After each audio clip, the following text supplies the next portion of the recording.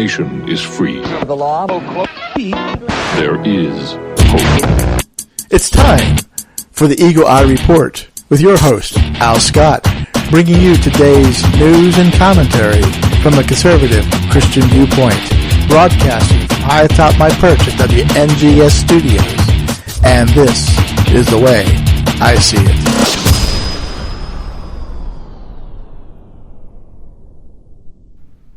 Let's get right to it, shall we? This is Al Scott, and this is the way I see it. First up, this. A federal appeals court panel in Denver rules that states must allow homosexuals to marry. Peter Sprigg of the Family Research Council says the court should leave the marriage issue to the states. The majority of states have actually not only reaffirmed the traditional definition of marriage as the union of one man and one woman, but have felt strongly enough about it to enshrine that definition in their state constitutions. Utah's Attorney General is planning to challenge the decision. Once again, we're faced with this question of whether it was gay rights or states' rights and who has the final authority to determine what goes on in their communities. Our government was set up as a government of the people, empowered by the people to represent the wishes and the desires of the people. And when that government no longer is responsive to the needs and desires of the people, that government needs to be thrown off or replaced. But what's happened in our society anymore is like everything's becoming federalized. Every decision has to be made out of Washington, D.C. in some committee or out of the Supreme Court. 9 judges, 5 judges, 5 men or 5 women can tell the rest of the nation how we're supposed to behave and how we're supposed to structure our societies. Even when we vote, even when we pass amendments or constitutional amendments that gets a majority vote by the people saying this is what we want, this is how we want our society to function, the Supreme Court steps in through federal prodding or just lawsuits brought by special interest groups, steps in and says, no, you can't do that, you must do this. And they federalize the decisions and take all the decisions out of the hands of the people. So we are forced to acquiesce to the wishes or desires of few people, meaning one particular person on the Supreme Court in a 5-4 decision, one person can sway the vote one way or the other. So it really comes down to one person's opinion, one person's judgment, opposed to the majority rule or the state's rule or communities or individual like house places of worship. Along their same lines, I'm sure you heard the news about the Presbyterian USA. The unity in this country among diverse church bodies for a statement of solidarity with persecuted Christian believers around the world. Roman Catholic, Eastern Orthodox, and a wide variety of evangelical and Protestant churches have signed on. One notable exception to that, though, has been the Presbyterian Church USA. Last week, the PCUSA did make news for passing resolutions embracing same-sex marriage and divesting from Israel. The priority is that we're going to say the Presbyterian Church USA, so the church is going the same way as the society. The church is supposed to be the buffer or the moral compass of society. It seems to me that everything that society wants, the church says, okay, we'll do that. And as the society becomes more secularized and morals continue to decline, the church goes right along with it and says, nary a word. Those that protest are labeled homophobic or labeled out of touch. Well, not racist, they're not racist, but they're disparaged. Their viewpoints doesn't matter. Even if a majority of the people say, no, we don't want this way, again, an assembly of people got together with 300 people representing the 1.8 million, 300 people out of 1.8 or 592 congressmen representing 3.3 million or 300 million people. It's like this handful of people, a minority, is leading the majority. Now, we don't want mob rule, but we're supposed to have representative rule. But where are the representatives of those voices that disagree with this whole trajectory, this whole gay marriage issue, or even marriage in general? I mean, there has been such a decline in families. I read one report today that 53% of children born in America today are born in single households. In other words, the fathers aren't present. So marriage has been disintegrating in society. Society hasn't been placing much of a value on marriage to begin with. And of course, with the sexual revolution of the 60s, we got this free love business, no strings attached, and feminism came along, that we don't need a man, we can do everything without a man. And basically our society has deteriorated to the point that gay marriage is considered to be the end thing, or the next thing to be, or the next thing to do. But this states' rights or gay rights or individual rights, the Supreme Court and the federal government is trying to say that they're looking out for the rights of the minority while they're trampling on the rights of the majority. Or turn it around. Maybe it is the majority that wants same-sex marriage. If that's the case, well, then go to your legislators, pass your referendum, and get the people to decide, get your community to decide this is what they want to do. But no, they don't. We can't say no to these people, because they turn right around, go over our heads, file a federal lawsuit in a Supreme Court, in a district court, which ends up going to the Supreme Court, and these justices tell us, or a legislator will write a law telling the rest of us, this is how we have to behave. What has happened to America? America is no longer governed by the rule of law. Is now being governed by rule of men, or whoever can bring the biggest lawsuit. Because we're so afraid of being sued or losing money, we acquiesce to this stuff. Now, another part, let me play that Presbyterian report again, because the gay rights issue was just one issue that they took up. They also divested interest in supporting Israel.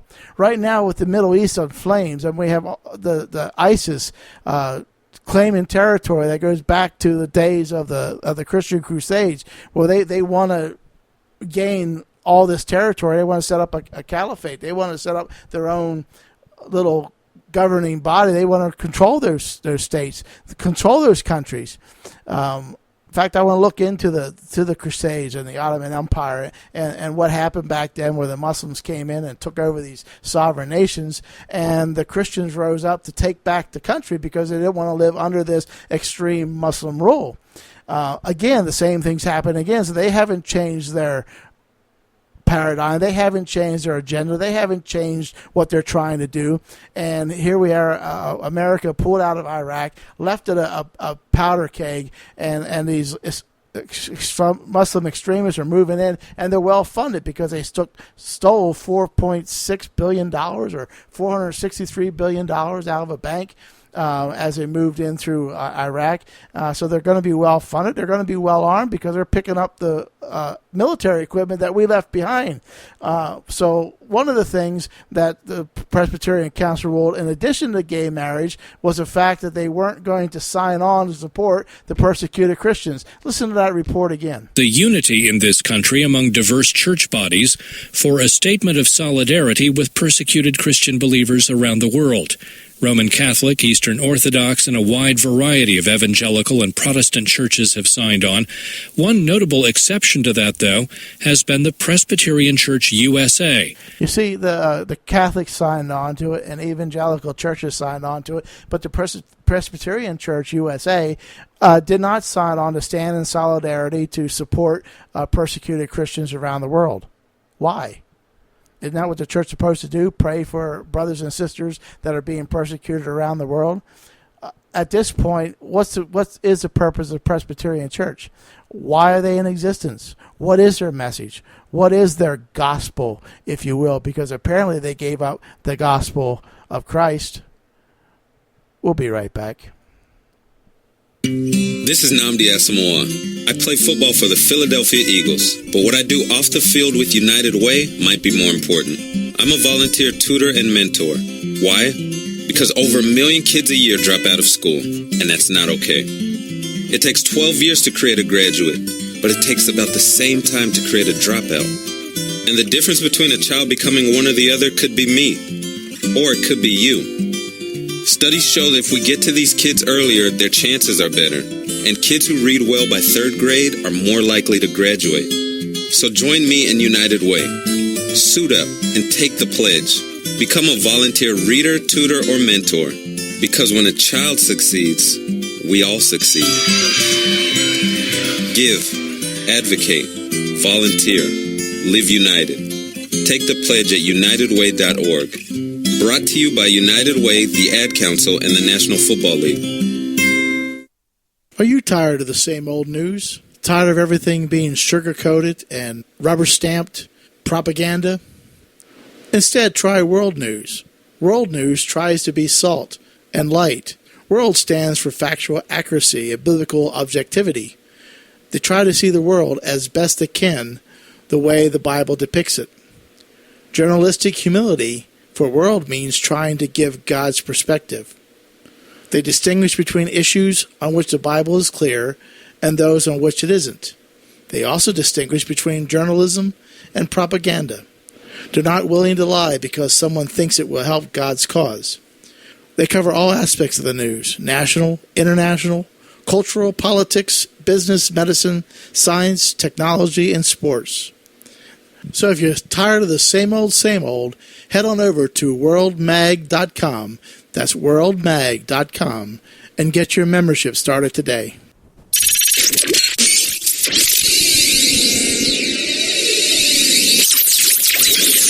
I'm back. This is Al Scott. This is Eagle Eye Report.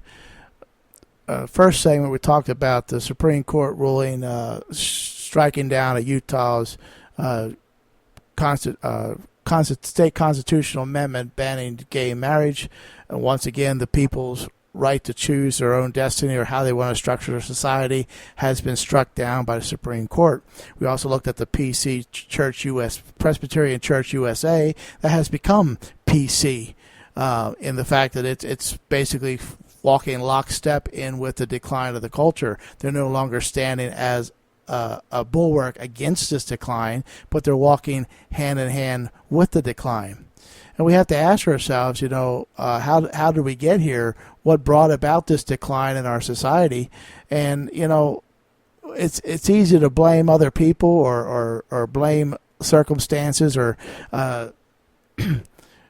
just say, blame the younger generation or point at the federal government or even Supreme Court and say it's their fault, or special interest group or crony capitalists or the money in politics. It's all, there's lots of places you can point to blame, but George Washington, in his letters to the governor in 1783, wrote these words: "It is the citizen's choice." Let me say that again. It is the citizen's choice and depends upon their conduct whether they will be respectable and prosperous or contemptible and miserable as a nation. This is a time of their political probation. This is the moment when the eyes of the world are turned upon them. George Washington said in letters to the governor. I have one other quote I think I want to read from, if I can find it here real quick. John Adams' dissertation on canon and feudal law in 1765 says, "Liberty cannot be reserved without a general knowledge among the people, who have a right from the frame of their nature to knowledge, as their great Creator, who does nothing in vain, has given them understandings and a desire to know. But besides this, they have a right, an indisputable, unalienable, indefensible, divine right to that most dreaded and envied kind of knowledge. I mean, of the characters and conduct of their rulers." In other words, we the people are responsible for our rulers. We're electing these people that are making these laws, passing these policies, basically leading our country in the direction that is going, and we basically have no one to blame but ourselves. A case in point, Mississippi. It's that longtime incumbent Thad Cochran beat Tea Party favorite Chris McDowell in a runoff primary vote where Thad Cochran got 50.8% to Chris McDaniel's 49.2%. Now, that's really not much different from the actual primary took place, but because neither candidate got 50%, they had to do the runoff election. So now the whole election between the Republicans was dirtier than a cup of Mississippi River water. Despite the $millions of dollars National Tea Party groups poured into the state, Cochran won because he appealed to Democrat voters who according to Mississippi law, they could vote in a runoff thanks to a lax voting law in the state. by bragging about his record of bringing pork spending into the state. With Thad Cochran's position and his campaign, and the Republican, the GOP establishment, put out a smear campaign against McDaniels, telling the black communities that he wanted to take away their food stamps and didn't want them to allow them to vote, and stirred up the black population, which came out to support Thad Cochran. Now, if this is a Republican primary, if we're voting for Republican candidates to represent our party, then why, pray tell, is a state, which is a predominantly conservative state from what people seem to keep telling me, allows for Democrats to vote in a Republican primary? I mean, why would a Democrat vote for a Republican anyway? Now, this is a primary. So, in other words, they chose the primary candidate. Now, there's a very good bet that these same people that voted for Thad Cochran yesterday will not vote for him in November when the actual real ballot takes place, where we decide who's going to go to the Senate to represent the state of Mississippi. So the GOP, instead of staying out of it, let Mississippi decide it once again. The establishment, the federales, the establishment Republican political express roll on in there, support their tried and true Thad Cochran, who seriously needs to retire. The guy's half-wit, and I'm not saying that to be despairing. He's losing his wits, but he's a reliable vote. He goes wherever they tell him to go. His strings are attached. He raises his hand when he's supposed to and does what the establishment tells him to do. So therefore, they don't want to lose that sure vote for McDaniel, who will actually think for himself and maybe listen to his constituency and actually do something that's right for the state rather than what's right for the GOP. McDaniel said he would contest the election results, saying there is something a bit strange, there is something a bit unusual about a Republican primary that's decided by liberal Democrats. Well, I have to agree with him that why would we allow our candidates to be determined by Democrats? I mean, there's just something wrong about that. Now. Whether he should fight or not, I don't know. I mean, he had the primary. The rules are the rules. What probably needs to be done is that the people of Mississippi need to rise up and get that law changed and keep the Democrats out of their elections and let the people vote. Republicans vote for Republicans and Democrats vote for Democrats and decide their futures that way.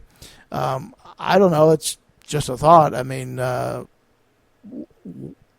I don't really want to have my future determined by someone that doesn't agree with my philosophy. But apparently, the GOP and the Democrats are all in this together. All they're concerned about is making sure that the federal government continues with all their power and all their strength and all their ability to continue to keep on doing what they're doing, and they're going to steamroll and railroad anyone who tries to get in their way. Economist Thomas Sowell says this: the Constitution cannot protect our rights if we do not protect the Constitution. Well, we know that Obama likes to take out his pen and his phone and rewrite laws and rewrite the Constitution anytime it doesn't suit him or doesn't allow him to do what he wants to do.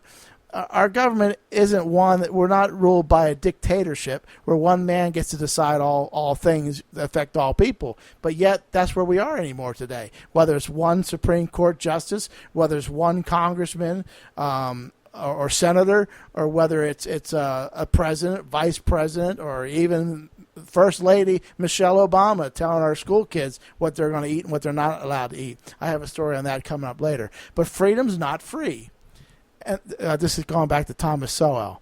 Freedom is not free, and the Constitution is just some words on paper if we do not do anything to those who violate it. What can ordinary citizens do? Everything. Theirs is the ultimate power of the ballot that can bring down even the most powerful elected official. Well, no. Maybe it used to be, but anymore it seems to me that even the ballot is fixed. I mean, there's reports in Mississippi that the turnout was greater for this runoff election than was for the actual primary because the Democrats and the GOP establishment stirred up the black community and told them to go out and sabotage this election. In other words, cheat, if you will. Let's just call it what it is. Cheat, steal, rob, do what you have to do to win. Don't do it right. Don't do it respectably. Don't do it ethically. Just do what you have to do to win. When someone who has violated the Constitution repeatedly gets reelected, then the voters are accomplices in the erosion of the protection of their own freedom. That's right, Mississippi. That's right, America. We are accomplices. We are complicit in this demise of our once great society. You may not believe it. You may not want to admit it. But maybe some of you, this is great. I mean, you just want to go the way of France and the Middle East and Cuba and North Korea and all these other socialist nations that ended up in tyranny and utter despair. Maybe that's what you prefer. You prefer someone to tell you what you can eat, what you can wear, where you can go, how much you can earn or not earn, where you can live, how big your house can be, how many kids you can have, and what gender they can be, or whether they can be gender specific, or they're going to tell you what gender they're going to be. Because we're not standing up for what the rule of law, what the Constitution is supposed to be our supreme rule of the land. But again, if we don't obey God's simple 10 commandments, we sure as hell isn't going to obey the Constitution. So we're complicit in this erosion of our Constitution, our freedoms. Laws without penalties are simply just suggestions. And suggestions are a pitiful defense against power. I couldn't say any more better myself than Thomas Sowell said in his piece. If Republicans do not win control of the Senate in this fall's elections, a Senate controlled by Majority Leader Harry the Dementia Reid can confirm judges who will have the power to extend Barack Obama's agenda and complete the dismantling of constitutional government. Barack Obama can, as he has said before taking office, fundamentally change the United States of America. Far from being a lame duck president, Obama can make this a lame duck democracy. Are we going to stand up and fight for our rights and our freedom and our Constitution? Or don't we care anymore? It appears from the way the vote continued to go. I mean, the election in Mississippi wasn't any election that took place yesterday, but in every case, apparently the establishment Republicans were winning. In other words, we want status quo, yet Congress has 7% favorability rating in every poll that's taken. It's in the single freaking digits. But yet, the same people keep getting back in the saddle, keep getting back on the horse, and keep telling us how we're supposed to structure our society. We vote out Eric Cantor, and what do? They move up the next in line, Kevin McCarthy. Why? Because he holds basically the same philosophy as Eric Cantor did.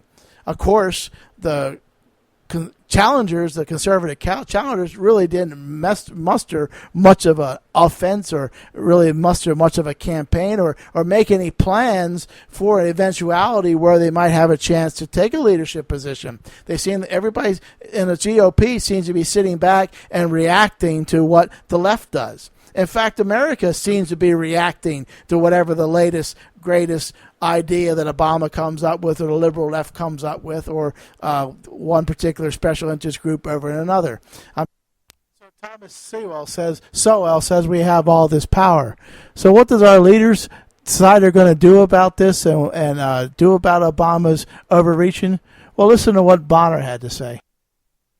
House Speaker John Boehner says the Republican-controlled House will file an election-year lawsuit accusing President Obama of failing to carry out the laws passed by Congress. What we've seen clearly over the last 5 years is an effort to erode the power of the legislative branch. White House Press Secretary Josh Earnest says GOP leaders seem to be obsessed with blocking the president's policies. It seems that Republicans have shifted their opposition into a higher gear. Frankly, it's a gear that I didn't know previously existed. Trust me, we didn't believe it existed either. I mean, a lawsuit? Really? The Constitution gives the Congress the powers to enact laws. They turned over that power to federal agencies, EPA, Federal Bureau of Land Management, and Department of Education.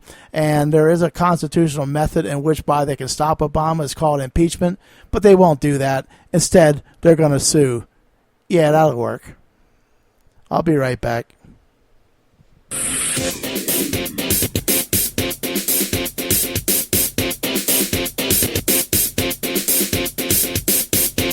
Last night we put on an epic light show. Yeah, we did. The crowd loved us. We loved the crowd. Wait, but there were only 4 people out there. their 4 faces? All 8 of their eyes lit up brighter than ours.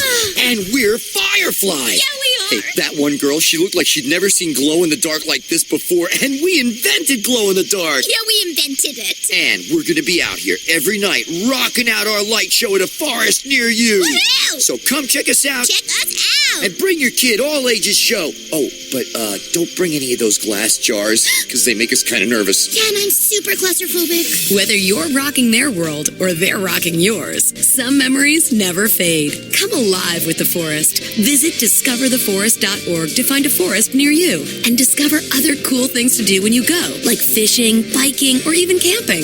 Visit discovertheforest.org. See you later. Yeah, see you soon. Brought to you by the U.S. Forest Service and the Ad Council. I started going cold turkey. Well, at least when I'm in the car. I know I shouldn't do it, but it's so hard to stop. That's why I hide it from myself, so I won't be tempted. I used to do it all the time. I stopped by locking it in my glove compartment. My friend used to do it way too much. Now I turn it off when we're in the car. My solution is simple. I just don't do it. There are lots of ways to stop yourself and others from texting and driving. How will you stop? Tell us at stoptextstoprex.org. Brought to you by the National Highway Traffic Safety Administration and the Ad Council.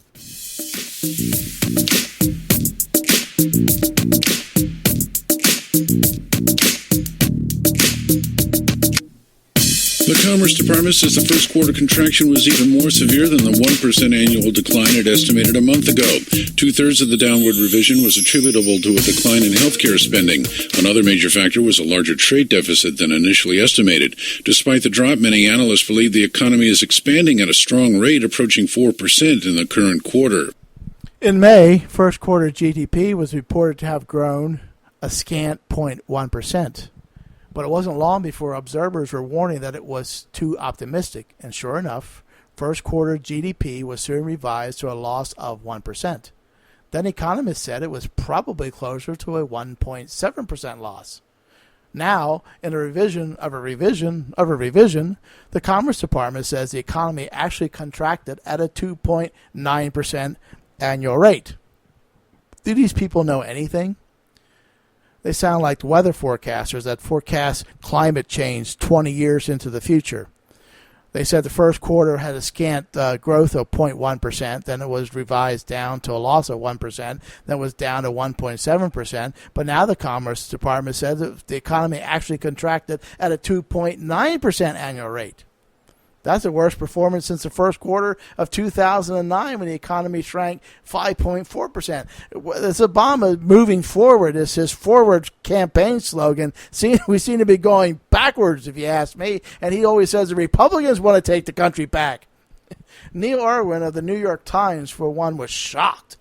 What makes the sharply negative number all the more stunning is that it didn't feel like economic contraction at all in the first quarter. Well, maybe for him and Hillary and the rich gang, no, their economy probably didn't detract any because they're not actually out there working for a living and actually have to earn their money or depend on a job to get them through each day. As fuel costs go up, electric bills go up, health insurance costs go up, cost of food goes up, the everything, clothing, everything, water, everything that we have to use to survive is going up, and our pays are stagnant. In fact, the middle class income has taken a downturn since Obama's come into the office. He's doing a wonderful job with the economy. Yet the Neil Irwin of the New York Times was shocked that the economy actually contracted.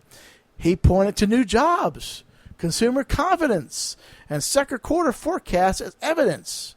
But he didn't mention one key thing. Barack Obama is still president, and Obamonomics is torching what should be a real recovery. I mean, and what's Obama talking about?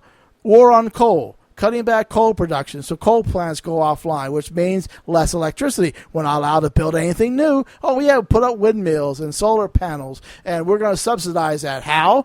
With tax money. Where's the tax money come from? The working guy that's actually paying an income tax. We're paying more into the government. They taking money out to subsidize industries that aren't thriving or not working economically, so they have to give them cutbacks or give them money to keep them in business while we have a viable coal industry producing reliable, affordable energy, and we're going to shut that off to raise the cost of energy. And then we wonder what's wrong with the economy. So forecasters are thinking that, the next quarter there'll be a 4% increase in the economy. Well, they were wrong about the decrease. They said it was 0.1%, which ended up being 3%. So their 4% positive is probably going to end up being a 4 or 5% negative. I got this. This next bit is I put it under the loony bin because I didn't know where else to put it. But our new Secretary of State, John Kerry, who, by the way, served in Vietnam, had this to say about the Iraq situation. It's very important that nothing take place that contributes to the extremism or could act as a flashpoint with respect to the sectarian divide. Did he really say that? Yes, he did. Listen to it again. It's very important that nothing take place that contributes to the extremism or could act as a flashpoint with respect to the sectarian divide. And Kerry says Iraq needs to make sure that its military can defend the country without relying on outside forces.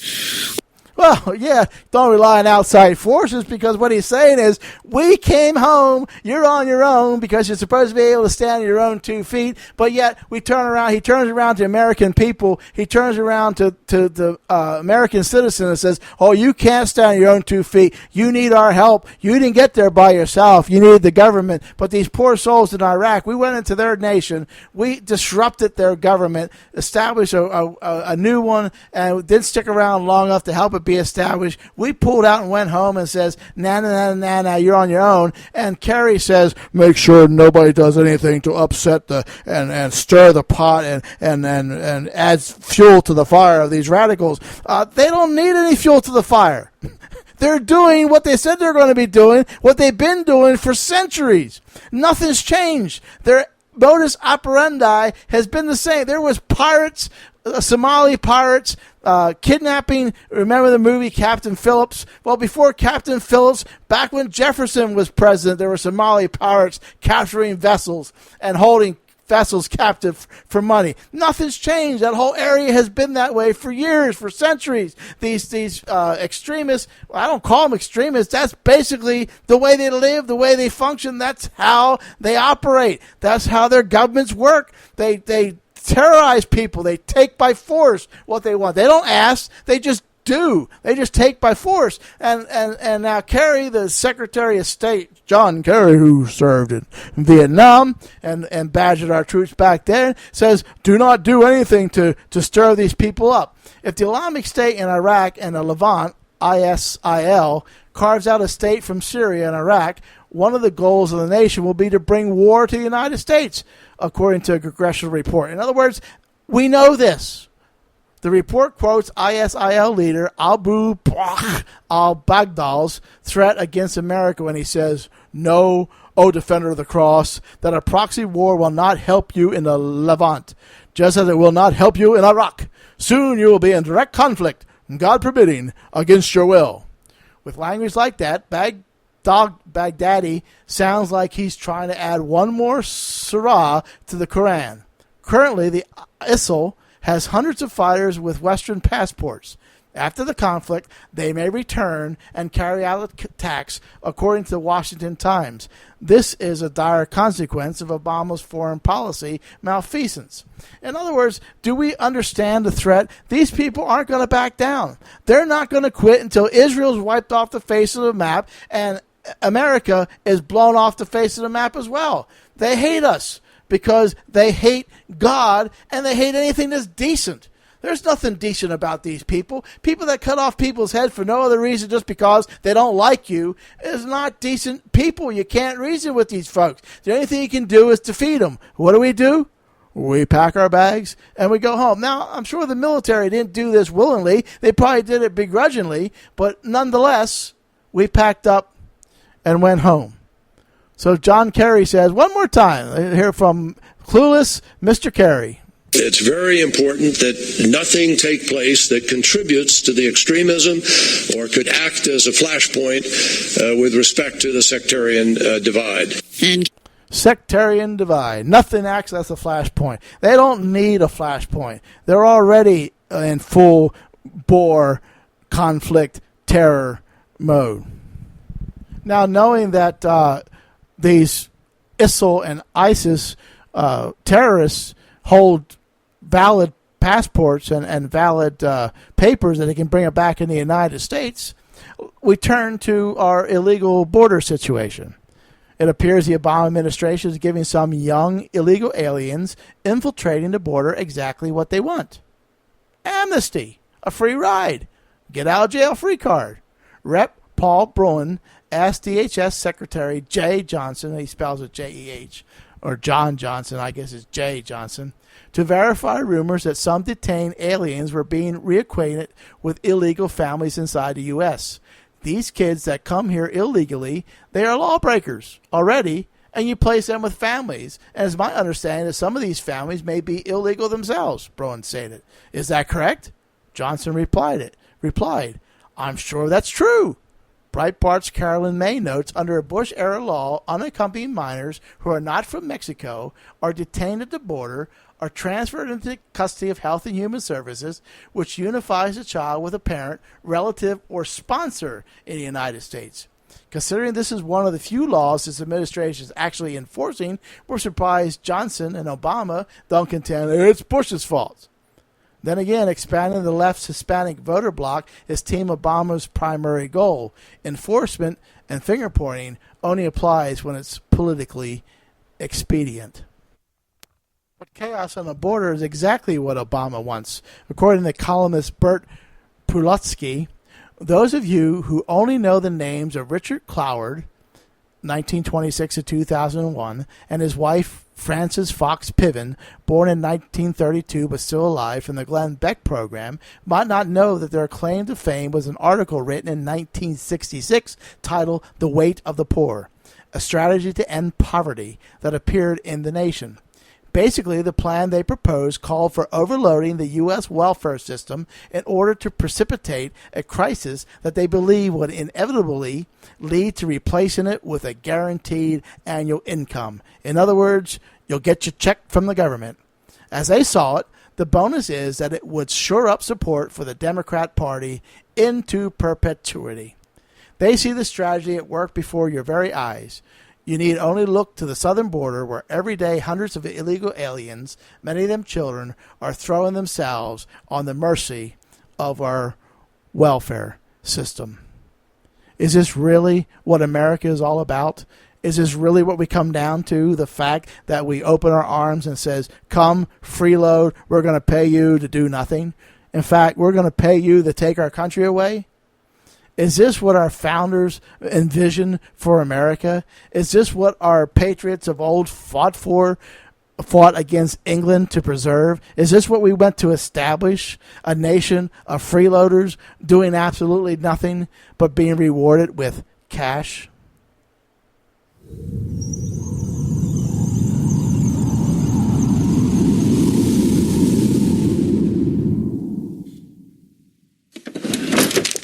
I don't believe it. My savings are gone. They're gone. You're kidding. Nope, they're gone. They're gone. Okay, all right. Think about it.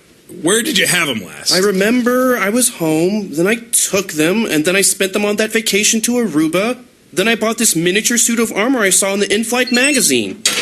And that's the last you saw of your savings? Yes. This is so weird. I know, right? Weird? Not really. Not saving now means no money later. You'd be surprised how quickly a little money from every paycheck can really add up. Put away a few bucks, feel like $1 million. For free ideas and easy ways to save, go to feedthepig.org. That's feedthepig.org. The armor is cool, though. Oops. I think I broke its gauntlet. You broke my favorite part. This message brought to you by the American Institute of Certified Public Accountants and the Ad Council.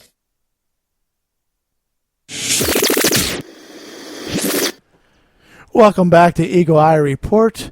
Finally, two comic relief articles. It's if it weren't so true, it would be funny, but unfortunately it's true, so it's kind of sad. Since the election of our first non-white president, he's half black, half white, but he's recognized as our first African-American president. Some of you thought that racial tensions would finally be healed and the planet would be healed and we all would be one and singing Kumbaya. Well, since he's been elected president and white folk voted for him, it hasn't been worse in this country as far as racial tension is concerned. In fact, a recent LA Weekly issue featured an article titled "Why Don't White People in LA Take the Bus?" Apparently, the bus system in Los Angeles discriminates against white people. Statistics show that the whites, non-Hispanic whites, we have to differentiate white whites from non-Hispanic whites or Hispanic whites or other whites. Everybody has a different category nowadays, hyphen African American, Spanish American, Mexican American, Indian American, Asian American. I mean, we're not Americans anymore. We're all hyphenated up. We're all divided up into little cliques and clans and so forth. Anyway, so the whites, non-Hispanic whites, represent about a third of all commuters, but they only represent about 1/9 of public transportation users. Clearly, racism is involved, actually. The article explains that poor people are overrepresented among bus riders. Could it possibly be because they get a subsidy to ride the bus or ride for free? Well, just saying. Can't imagine why that would be with gas only at $4.25 a gallon. Well, in California, it's probably $5.25 a gallon. On the other hand, who in their right mind wouldn't want to ride the bus, especially if their only other option is a Jag with leather seats and surround sound? The article also seems to imply that the bus system is designed to be anti-white by serving neighborhoods that are more densely populated and not sparsely rural. In other words, they serve the cities, which are predominantly controlled by Democrats and their constituency. Well, I don't need to go any farther than that. And imagine an agency planning not to put buses in neighborhoods like West Hills. Well, there's one house every 300 yards, and put them instead in a neighborhood like Reseda, where there can be 300 people in the front yard of one house. But I guess L.A., the buses are racist because more non-white folks, whiteies, aren't riding the bus. I guess gone are the days when Rosa Parks needs to go to the back of the bus. Now she's the only one on the bus. And finally, I leave you with this little gem.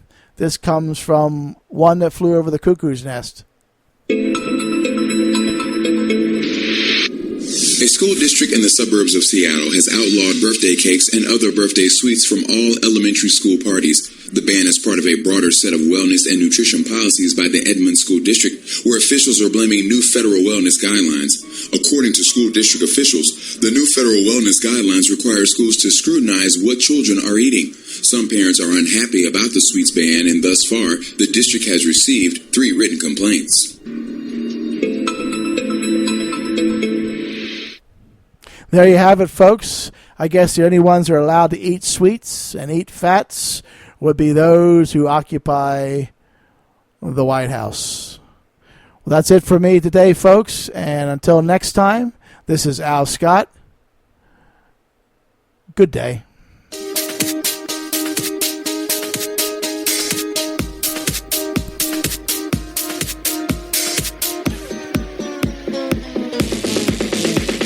This has been A View from the Nest. Thank you for stopping by. If you'd like to visit us, surf on over to www.eagleviews.org or like us on Twitter @EaglesNest. Until next time, this is Alan Scott. Good day. Exit stage right! And that's all, folks. This has been A View from the Nest. The statements, comments, or opinions expressed are solely that of the author and do not represent the views or opinions of this site or any affiliates thereof.